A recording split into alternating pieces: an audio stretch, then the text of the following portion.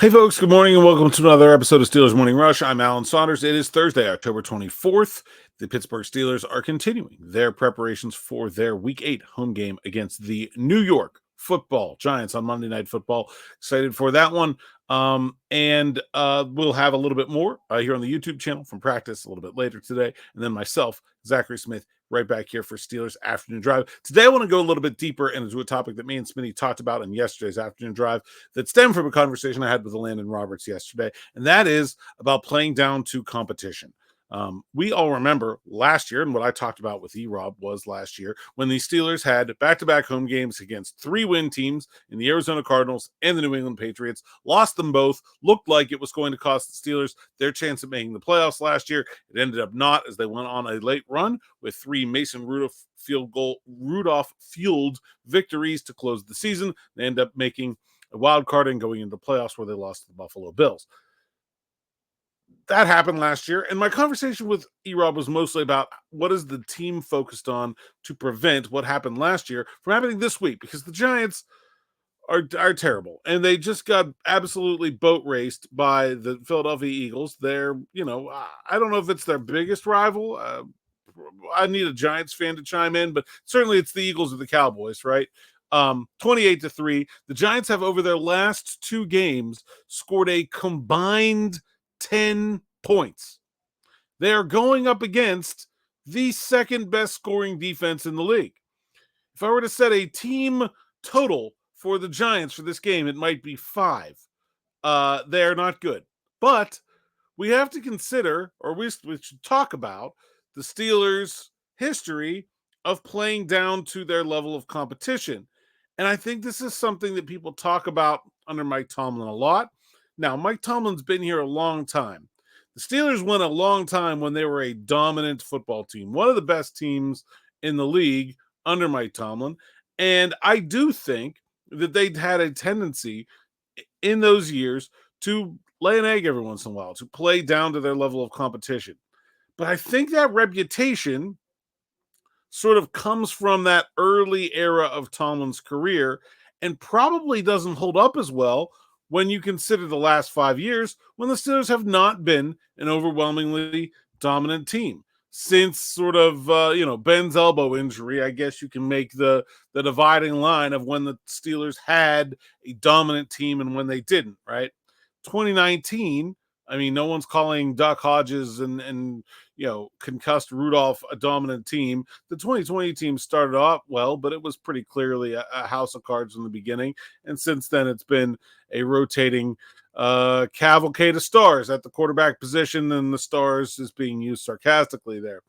The Steelers, since the start of the 2019 season, are 48-34. That's not awful. It's a .585 winning percentage, but it's certainly not something that has anybody shaking in their boots. It's not a team that is so good that it has a long way to go to play down to a level of competition. But of course, we did see that last year. Remember, I mean, the Steelers were clearly better than the Patriots and the Cardinals, and then lost to both of them. So is this a thing since the Steelers have transitioned from a dominant team to an average talent team in these last 5 years? Is that something that has been a continual problem, or was that a 2-game blip and we can just put it all on Mitch Trubisky? I mean, because he was the quarterback for those 2 games. So I did some research.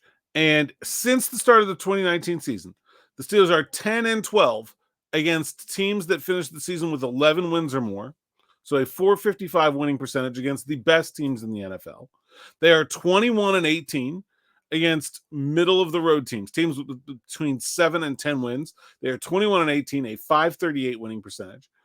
And they are 17-4 against teams with a worse than 6-win final standing in the roster. So an 8-10 winning percentage against bad teams that finished with 6 wins or fewer.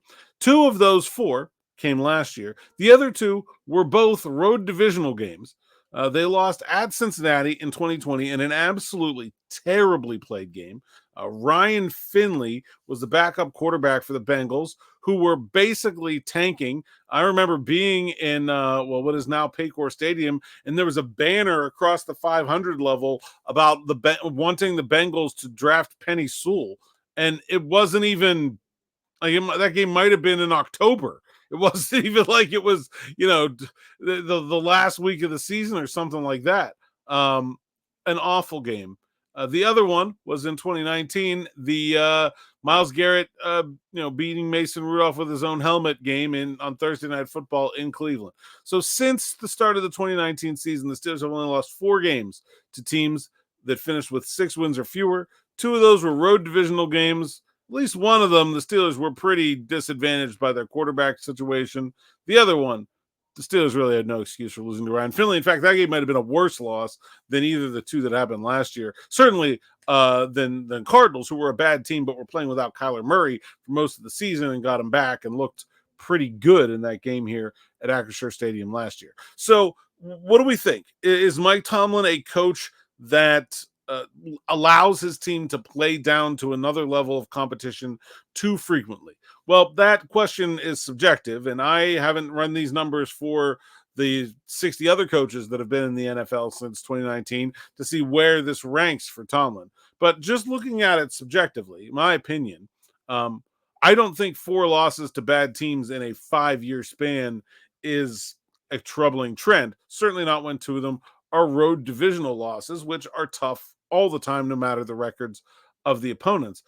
And in fact, I think the fact that the Steelers are 10-12 against good teams, when they have not been an overwhelmingly talented team in this time, more than offsets. If they were 17-4 against bad teams, but 4-17 against good teams, then I would say, well, if you're never going to beat any of the good teams, you had better clean up those other wins. But the fact that they're only slightly worse against the best teams in the NFL than they are against the average teams in the NFL, like themselves, I don't think this is a long-term problem for the Steelers in this era. I do think it was a problem when they had a better team, but I do not think they have been repeatedly playing down to competition. Will that happen this week? I don't know. I do think that Mike Tomlin is a coach that thrives on motivation and emotion. He is not a tactician. And, I think just in general, those kinds of coaches are less reliable, or predictable is maybe a better word, that their outcomes are a little bit less predictable. If you have better X's and O's than your opponent, it's hard to lose that. But emotions are finicky. Motivation is finicky. I think Mike Tomlin is the best motivator as a head coach in the NFL in the last 20 years, and I don't think it's even close. I think he gets the most out of his players when you look at the big sample. But I do think there are times where that plan falls apart and the motivation, for whatever reason, doesn't get through, or players are too in their head about other things or whatever.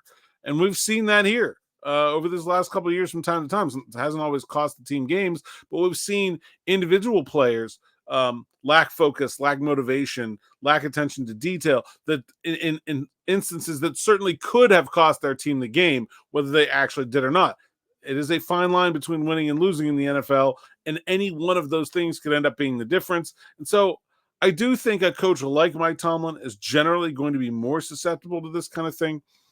I'm not super worried about it happening this week. I think the Giants are dreadful, and I think the Steelers are well positioned to deal with what the Giants do have to work with, which is a pretty good defensive line, and that's about it. Nothing else really stands out about this team whatsoever.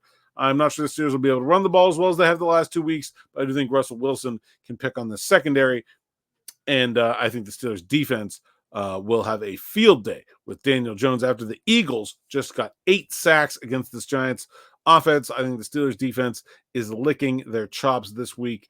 I do think that there are some real things to this, but I don't think it's something where you should see a bad team on the schedule and say, oh no, Mike Tomlin is going to let his team play down to these guys again. That's all I got for today. Be back with more, like I said, after the locker room. And then with me and Smitty here at 6. Like, subscribe, hit that bell for notifications so you don't miss anything here on the YouTube channel. Go over to SteelersNow.com, read all our written content, sign up for SN Plus. It's $4 a month if you use promo code Alan10, and it's awesome. Check it out. Until then, thanks for listening. Thanks for watching, and enjoy.